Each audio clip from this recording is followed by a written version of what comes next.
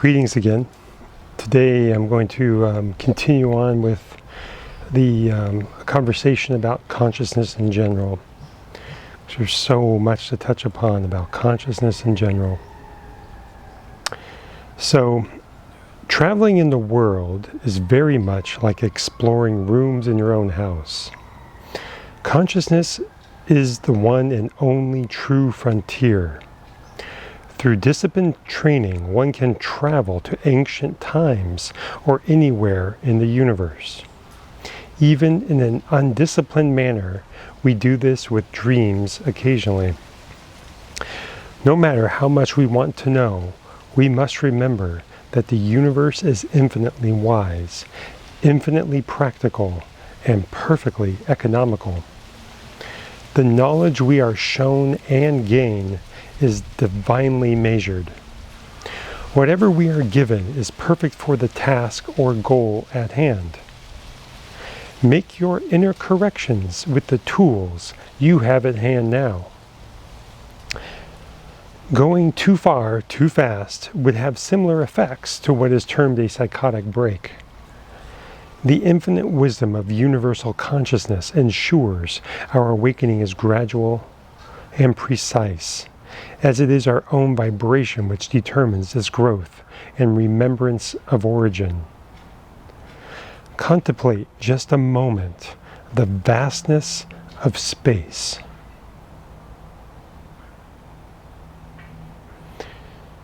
Maybe you have seen some of the photos from the new James Webb telescope. Those photos are fantastic for seeing not only the absolute immensity of the universe, but of its organization on cosmic levels. Now further consider that the farthest this telescope can see is like the equivalent of a handful of sand at the beach.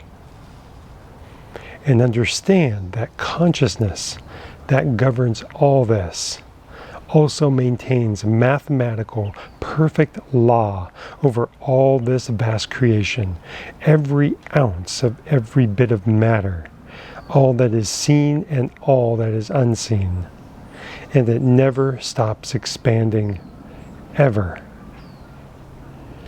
This is our eternal playground and realm of divine service when we graduate from this classroom. But first, we must see ourselves for what we currently are, sleepwalkers and sheep. The manner we wield consciousness is akin to a small child with a loaded gun. We are constantly saying, thinking, and doing things that not only damage ourselves, but everyone we contact. We rape and pillage each other emotionally, just as we rape and pillage the planet physically. And we repeat these behaviors with a definite level of insanity, doing the same thing over and over, thinking we'll get a different result. This should demonstrate the importance of paying attention and also learning from history. That is the very function of memories and the past, to be a teaching tool for the present. Memories and history serve us by offering us an ounce of wisdom, if we choose to receive it. Just as any form of hate will always beget its own, defining each as a race will always create racism. Its vibration is mathematical. We must each see for what we truly are, kin from the same source. From superpowered dictator to tribal elder, we are kin, forever identical in source and potential. Just currently having different experiences based upon our past choices in previous lives. Remember this: mastery of one's endowment of consciousness is the only thing you retain. I say again, mastery of one's consciousness, mastery of one's endowment of consciousness is the only thing you retain. When all is said and done, when life has been lived, family come and gone, career come and gone, possessions come and gone. The only thing you retain from embodiment to embodiment is your mastery of consciousness. And by mastery, I mean embodying divine wisdom and selfless love. Wisdom gained is the controlling factor of how one wields their consciousness in life. It is the only thing retained when we pass from this world, so how much value should we place upon it? What is the proper amount of attention we should allocate daily to it? Your answer to this will determine how often you wish to repeat elementary school. Your answer to this will determine how much love or how much suffering you offer to kin and planet.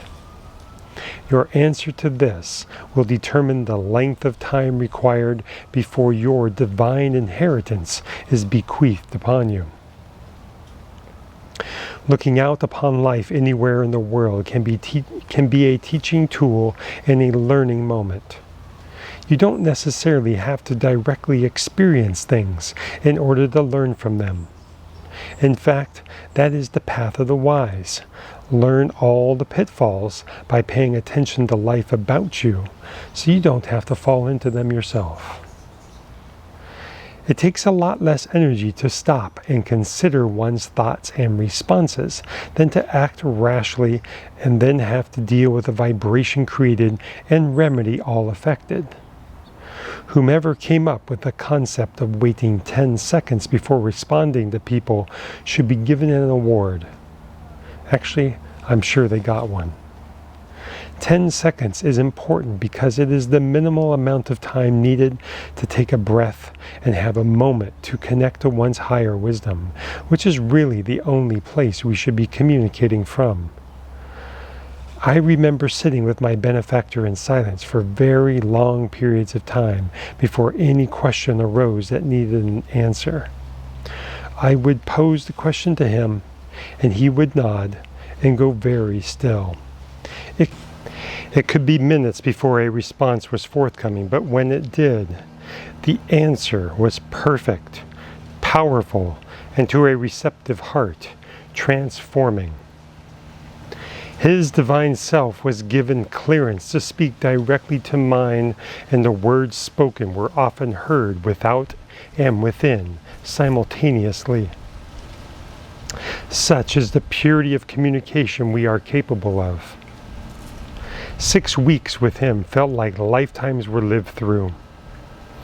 And it has taken 25 plus years to fully process the experiences. Granted, it may have been more rapid had I chosen a more reclusive path. But I made the decision to try and reacclimate to the world and have a family and business.